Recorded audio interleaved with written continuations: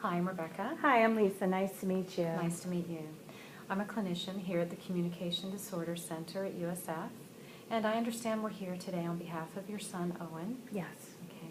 We're going to have a few questions, actually several questions, but it'll help me get a better understanding of Owen, and it'll take around 15 minutes if that's okay. Yeah, that sounds good. Okay, good.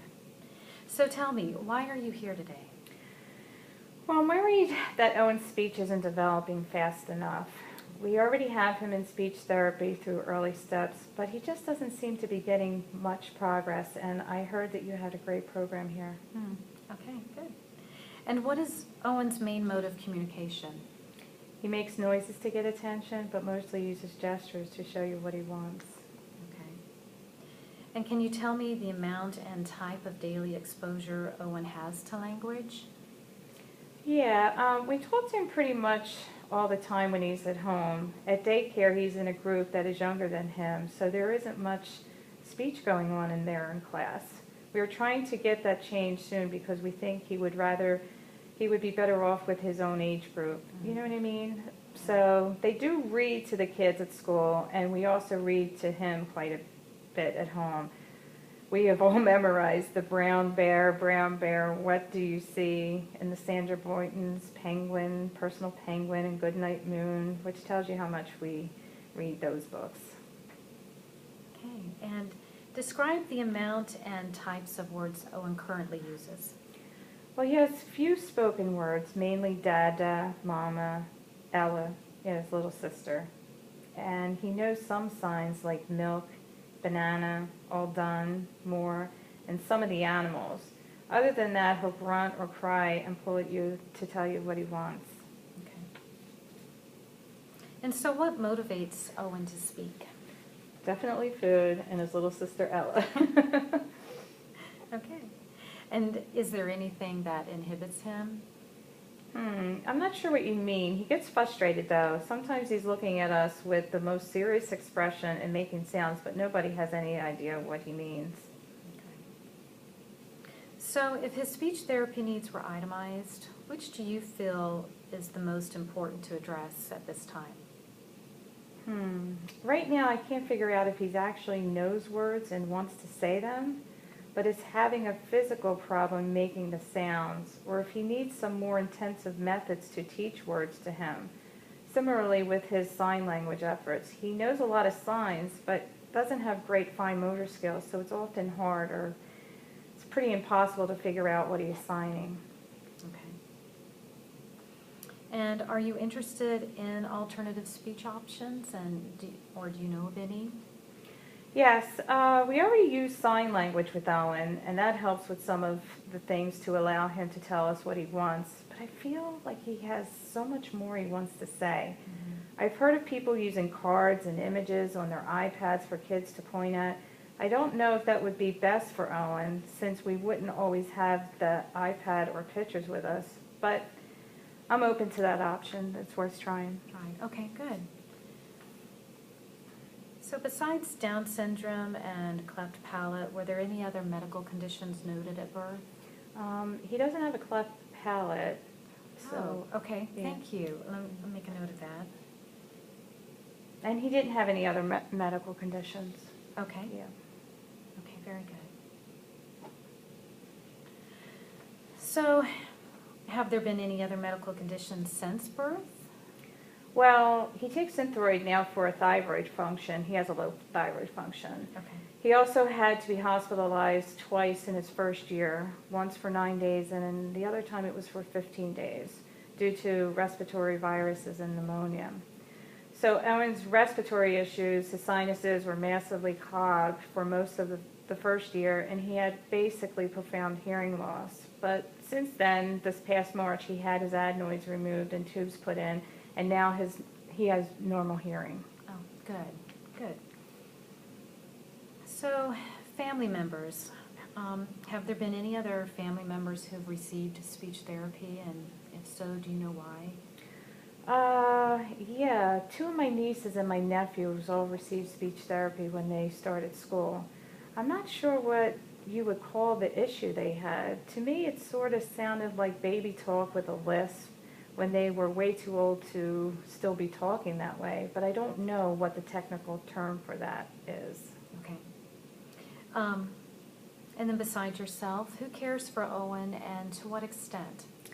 His daddy, of course. He gets a lot more daddy time now that I am massively pregnant and too tired some nights to handle a 2-year-old.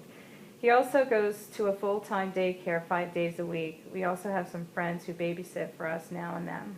Okay. And so in regard to that, what is Owen's daily schedule? Well, during the week, he goes to daycare, where they have a breakfast, circle time, recess, lunch, naps, all the usual things. Then when we come home around 6 and we have dinner, usually the whole family together, after that, if there's time, he gets to play with his big brother and sister or read books with me, or just making a big mess all over the house until bedtime. On the weekend, it varies a lot more. Right, okay. And then how is his sleep schedule? He sleeps really good. He usually gets up around 7 and goes to bed between 7:30 and 8:30. Okay, good. What time of day is Owen most productive in learning or focusing? Definitely in the morning. By afternoon, he's tired and doesn't want to work with his therapist, and in the evening, he just wants to play. Okay. And who does he most naturally connect with? Owen loves his little sister, his big sister, I'm sorry, Ella. Okay. She's still young enough to enjoy playing baby games with him and has a lot more energy than I do. Okay. So what motivates you as far as visualizing a better day for Owen? I just want him to be the best Owen that he can be. I think people have a tendency to not expect much from kids with Down syndrome, and I want them to see more of his potential and who he is as a person and less of the disability. Right, okay. And so what is your biggest fear? Okay, this might sound a little mortifying, I have to admit, but I'm afraid he's going to turn out like some of the other kids who we've met that have Down syndrome. Some of them don't seem to know how to act in public, or their speech is just impossible to understand, or they just seem out of it. None of this is how Owen seems to us now, so we figure out if he's going to sort of regress as he gets older, or if we are just overly optimistic. I don't know. But right now, he just seems like he learns everything later than the other kids his age, but he doesn't seem fundamentally different from them. When our older kids ask questions about these kids, these kinds of things, sorry, this is emotional. This kid I know with Down syndrome is always touching people. That, like my kids will ask, you know, that they know this kid that has Down syndrome and is always touching other people, and it's weird, and they want to know if their brother's going to start doing this. And I tell them no, we are going to teach him how to behave appropriately in public, just like we taught you. But I'm afraid sometimes that I'm wrong, and he will do these things anyway. So I'm afraid people, you know, kind of feel sorry for me and for him, and I often feel defensive and find myself telling people randomly that what a great guy he is, and I really shouldn't feel the need to do that, but I understand. So do you have any questions for me? I guess I want to know, what can I reasonably expect for him in the way of speech? Am I being too hopeful that he will just up and start talking to us one day, sort of the typical way developing kids do? It was like that with walking. One day he couldn't walk, and the next day he could. So I keep thinking he's going to finally just start putting sounds together better, and it will start all making sense. Okay, good. Thank you for sharing that with me. And these are some things we're going to go through in our next meeting. We'll address these concerns along with some of the other things. So I appreciate you opening up with me on that. And then the final question is, I see where Owen is currently receiving speech therapy once a week through Early Steps. And I'm curious, what type of therapy is he receiving there, and how is his progress? Honestly, it feels like he has been doing the same kinds of things for the most of the past of the year with the Early Step therapist. Probably there have been some changes, but I haven't been keeping track of them, and speech is so much harder than gross motor skills when you know what the next logical steps are.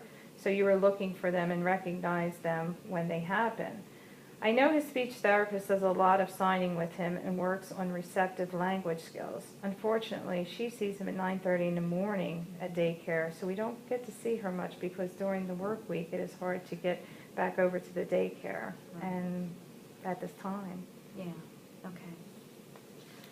Well, this meeting has provided me valuable information to assess and determine where we can start with Owen, and so I want to thank you for your time and your input. And I will get back with you next week, and that way we can go over my assessment. We can also go over the questions that you had for me, and then we can determine a good time of day that, and week, part of the week that we can meet with Owen to start therapy. Okay, that sounds great. Thank you Okay, so much. thank you. It's nice Nice meeting you.